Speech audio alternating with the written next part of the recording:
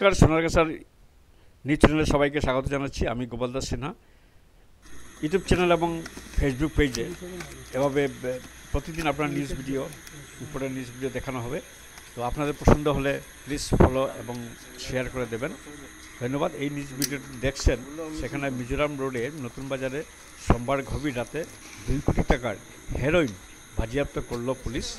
এখন হেরোইনগুলো ছিল 330.07 গ্রাম, প্রায় 22টি সাবানের কেসে ছিল।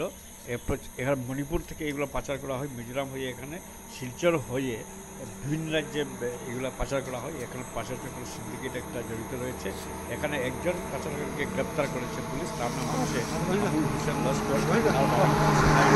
তাকে পুলিশ হেফাজতে রেখে জিজ্ঞাসাবাদ করা হচ্ছে। এর পরবর্তী রয়েছে অনেক নিউজ, দুটি নিউজ রয়েছে এখানে। বেকারদের জন্য একটা দাবি হচ্ছে কি, বেকারদের চাকরি এবং বেকার ভাতা দেওয়ার জন্য একটা স্লোগান এখন ক্ষুদিরাম বাংলাদেশে, যেটা ক্লাব রোডে ক্ষুদিরাম বাংলাদেশে, সেখানে একটা স্লোগান দেওয়া হচ্ছে, এইটা দেখবেন।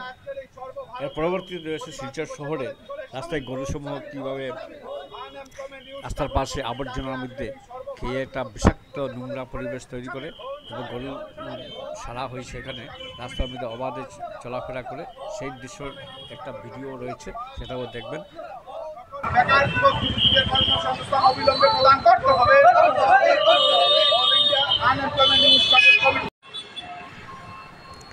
শিলচর শহরে এরকম